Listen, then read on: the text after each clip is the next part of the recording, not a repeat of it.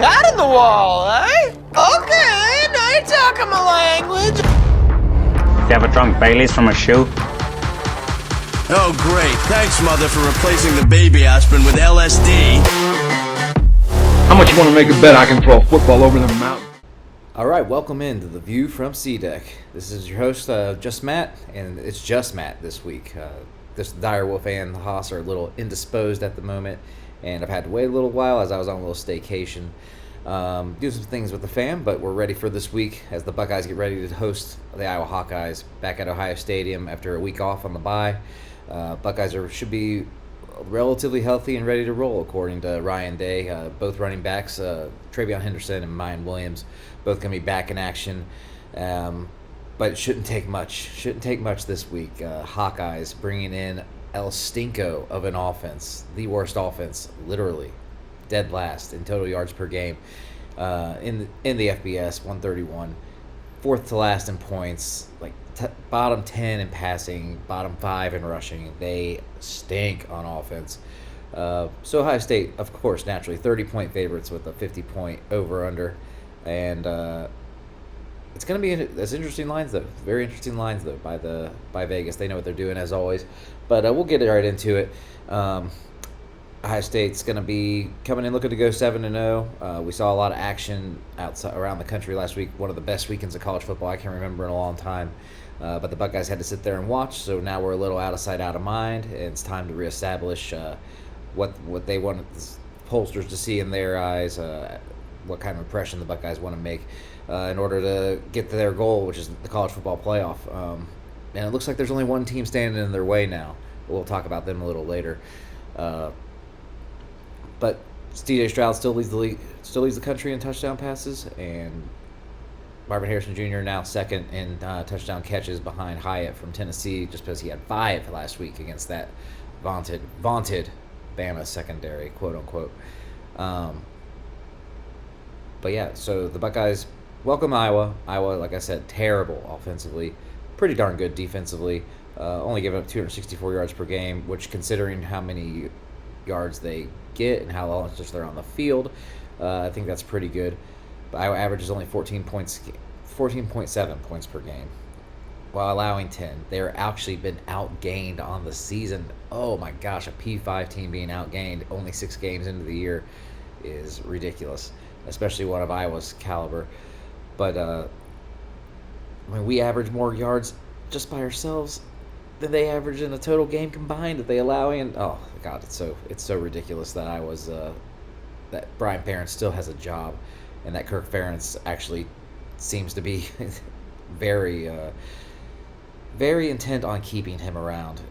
I mean, he's his son, so I get that, but it's also like, you're kind of a professional coach in a way.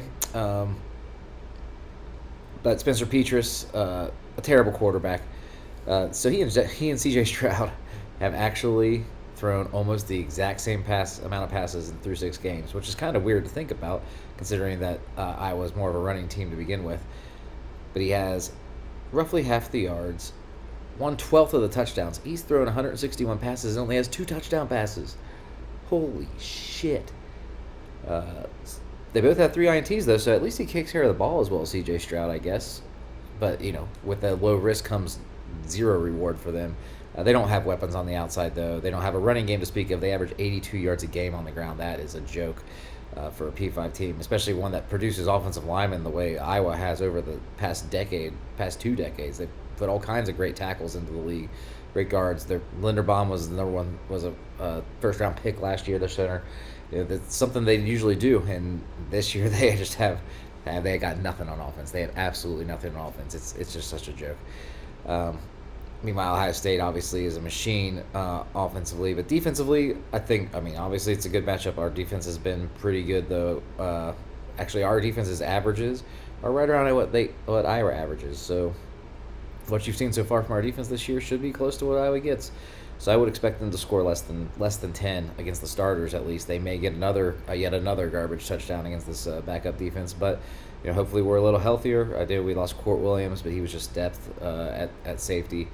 I don't think Jordan Hancock's going to be back yet from what we've heard, but maybe Cam Brown and Denzel Burke went and found their game on the bye week. Maybe they were just running around looking for it in the Woody, because those boys have not been playing up to their own standards so far this year, and I'm sure they would agree with me when I say that. But other than that, there's not too much to worry about. I'm still looking for that first sack from one of our defensive ends. That'd be nice, and I think we get them this week. The Patriots doesn't take a ton of sacks. He gets the ball out, quickly but stupidly. It's not like an effective getting the ball out quickly. I don't understand why they even do that. No, but I would like to see JT finally gets a couple sacks on the board. That'd be great. Harrison could get a sack. That'd be nice, even though I don't expect too much out of him. Mike Hall, Brian Day said he's back to close to full strength. He only played the 7 snaps last week because he had a bit of a shoulder thing going on, and has had it most of the year so far. But apparently he's back, and if that's him at not full strength, what we've seen so far from Mike Hall, then this is going to be a really long day for the Hawkeyes. The defense looks good to go. Offense, Jackson Smith and Jigba. I've already told you that both running backs will be back. Jackson Smith and Jigba may be back, but it doesn't. It sounds like if he is, it'll be in a limited capacity this week. I don't think we need to see him, to be honest. I'm not too worried, and I don't think we need him to beat Penn State. The only game I think we need him in until we get to the playoff is the game against that team up north at the day after, or the weekend after Thanksgiving, because these receivers are rolling already. This offense, Iowa's offense, provides no threat to this team. There's a 0% chance of Ohio State losing this game. I'd have said 5%. I think I said 0 at the beginning of the year, though. But Iowa's just such a bad offensive team. They don't have, there's no way they're holding Ohio State to the amount of points they need to win this game. So I don't think we need to risk Jackson, just like we didn't need to risk him against Toledo. I get the old, get him in there. We won him against Penn State, so knock the rust off a little bit. Knock the rust off with the offense as a whole, with him getting used to him being in there. But I'd say that Emeka Egbuka has done a pretty good impression of him so far this year, and I don't think it would change his role more. He would be the one that has to get used to it. Everybody else would be playing just about the same, and I think CJ's got pretty good. I think those two have a good rapport. They only connected for 90-something catches and 1,600 yards last year. So I'm not worried about him getting in any game reps or anything like that beforehand. But we'll see what they end up doing Saturday. Days they play injuries in a more different. Since COVID started, obviously, injuries aren't reported the same, so we never know exactly what's going on with these guys. But he has been practicing this week, so I would expect to see some JSN on Saturday. And hopefully he looks like the JSN of old and nothing tweaks up on him, and the offense is still able to click. And I'm pretty confident that they'll be able to. But we'll see if CJ can put up some stats to keep himself going. We saw Hendon Hooker get a lot of love here. On a lot of midseason first team All-Americans, AP and ESPN both put him over Stroud, which is silliness. Stroud averages a whole touchdown a game more than him, and it doesn't turn the ball over, and everything's about the same. But the win against Bama is pretty nice. But I think CJ could do a very similar thing to that Bama defense this year, especially with the way the O-line's held up so far.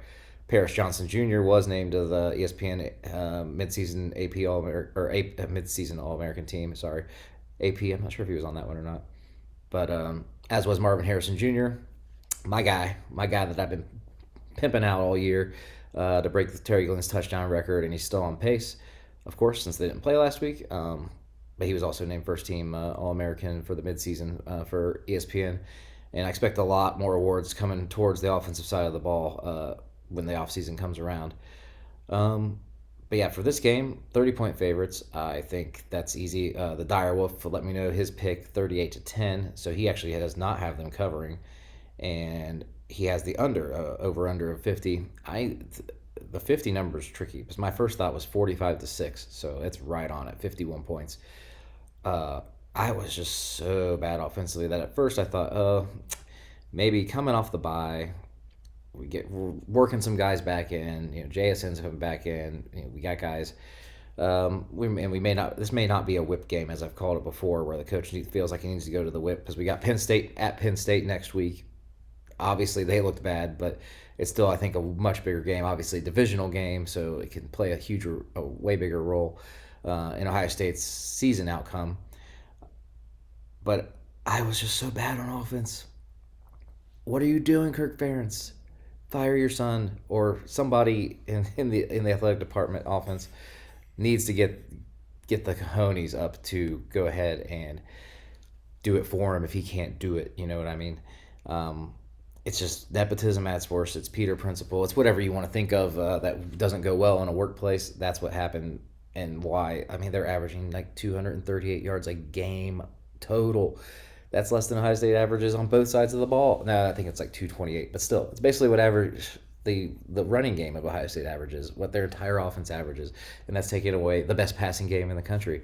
I mean, we're literally talking the number one offense against the number one scoring offense against the fourth worst scoring offense, but the worst total. I mean, they're the worst offense in the country, especially considering what they have to work with.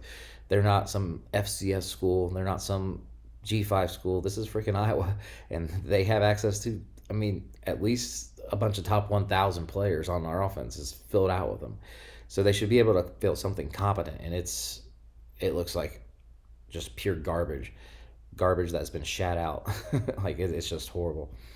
So I like Ohio State to cover. I'm going to go with 45-6. I do think Iowa's defense is legit, but they just have no chance. The only way this stays close is if Ryan Day gets him and CJ Stroud, by extension, get a little impatient and try to push the issue, because Iowa does play a good shell sort of defense a lot. They mix up coverage as well, but they basically play a lot of zone stuff that keeps it in front of you and makes you take what's there. And I think we'll see CJ be able to do that, though. I think they'll have it well game planned with the week off. I think that's not good news for Iowa. The only thing that's working for them is, like I said, we got a bigger game coming up the week after, but I'm not worried too much. So I'm taking the over and the cover by the Buckeyes. Dyer was taking the under and and Iowa. So we're going opposite. We're going head to head a lot this week. I'm going to do the gambling podcast myself too, and it's pretty similar. Now, what I always ask Dyer Wolf at the end of the podcast, but I'll answer it myself. Do I feel more or less confident in Ohio State after last week, the bye week? Successful bye week for Ohio State, I guess.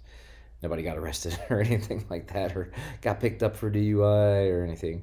I do and I don't. Obviously, Bama losing changes the picture a lot. I think it's going to be very hard for there not to be two SEC teams at this point, barring TCU and UCLA both going undefeated, and Clemson. We could see none, I guess, theoretically, but probably not.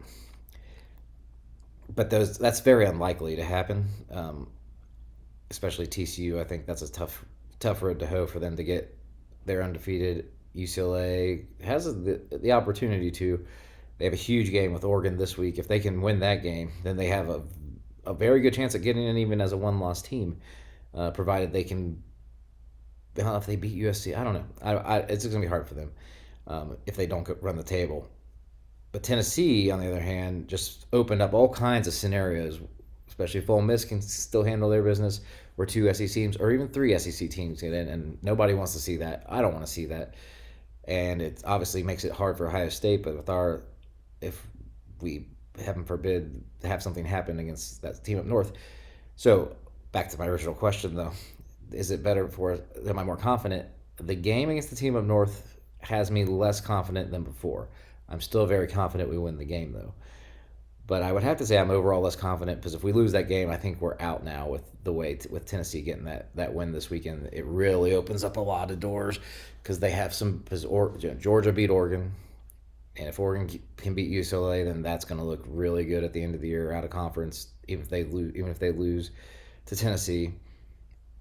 Bama could get the rematch. The best case scenario for everybody is if Tennessee just runs the table, because then they're going to be the only one in. But that seems like the most unlikely scenario of beating Georgia at Georgia and then winning a rematch in a neutral site against Bama, a team that needed a missed field goal by Bama to even set up their chance to win at home, with kind of everything going their way that day. But I do think they're a legit team and a legit offense, and I think they would be a tough matchup. So I think I'm going to say, though, that right now I'm about the same confidence, which I had us win the national title. I think we still win the national title.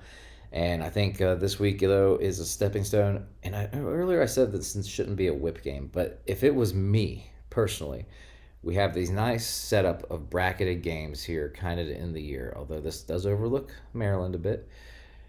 But we got, they're a legit defense. That's a championship caliber defense. That is a freshman high school offense, but that's a championship caliber defense. I would like to see us kind of go to the whip for this and for Penn State next week to kind of simulate what it's going to be like for a playoff type scenario. You do that, then you do it for Michigan and then the Big Ten championship, and you have 2 sets of games where you've figured out like how you're going to get this team to play their A ball for 2 straight games. And I think it's like opponents that are quality enough that maybe not with this. It's going to be hard. I played ball back in the day. We had games where we watched teams, offenses in film, and they looked like trash, and then we didn't come out with the intensity or didn't take them seriously enough that whole week in practice, and then they come out and they play their butts off. They're a whole different team, and that could happen. That could easily happen. Iowa just had a bye, so they're going to come out with some different stuff. So, but what I'm saying is, though, it's easy to foresee that, even no matter how many times the coach tells you how good they are, if you see them sit there and not like even come off the ball on film, which happened once in our film room multiple times in a game, then it's hard for you not to just come in way too overconfident about that. But I'd like to see a whip game, simulate the 2-game playoff scenario, Iowa, Penn State, and then do it with Michigan in the Big Ten championship. But don't overlook Maryland. Although if Talia's out for any substantial amount of time, then maybe don't worry about Maryland too much. They don't have the defense to hold this offense down anyway, but their offense could definitely put some points on this defense if the secondary hasn't totally unfucked itself a little bit. But long-winded way to say, yeah, Buckeyes are still winning the title. All right, that'll do it for our Iowa preview. I'm going to put out a gambling podcast, a really quick one as well for this week. Try to get it out earlier most weeks, but like I said, I was on a little vacation this week. But I'm just Matt. Thank you for watching us. Subscribe, like, comment on there. Direwolf and Haas, go ahead and comment and tell me how terrible I am at this when it's just me. But we will see you guys next time, and follow us on @ViewFromCDuck on Twitter. Thanks, guys. Hey guys! Whoa, big gulps, huh? All right. Well, see you later. A rich man's world. I have turned the soul of this beautiful land, but the